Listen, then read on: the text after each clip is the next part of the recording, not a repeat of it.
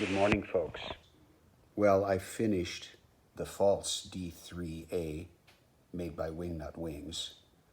I am waiting for decals to set and wrinkles to disappear, after which I'll do a final reveal.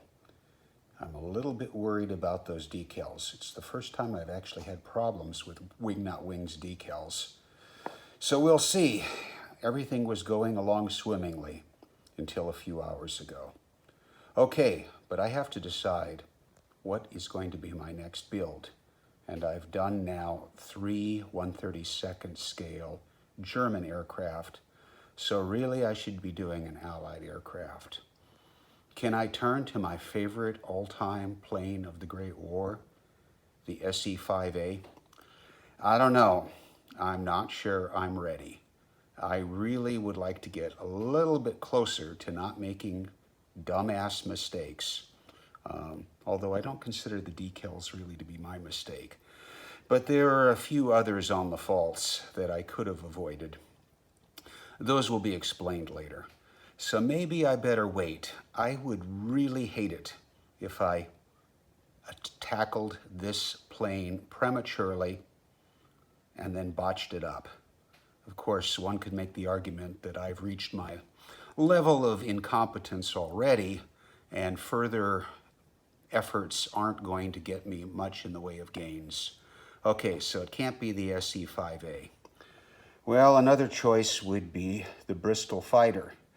However, while I'd love to do that plane, it's big, it's complicated. It actually would be a tougher build than the SE-5A, given the wing construction and the extra spars. So we can't do that one, or I can't do that one, not yet anyway. Well, how about the Sopwith Dolphin?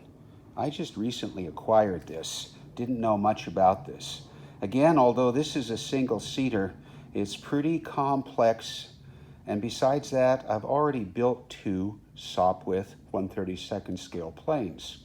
The Pup, Wingnut Wings, and a triplane from Roden.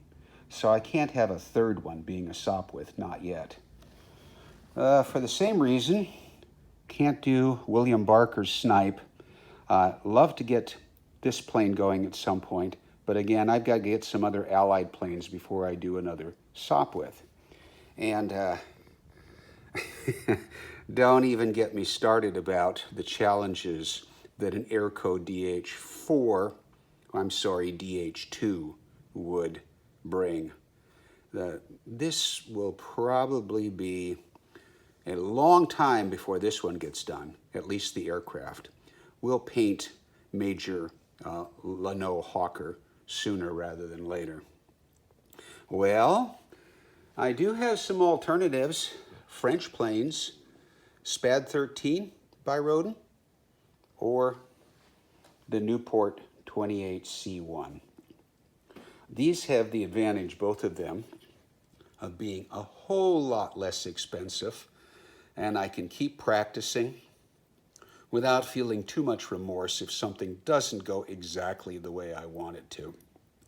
Plus, they're both Roden kits, which present their own challenges, and I can feel good about conquering or muddling or bulling my way through.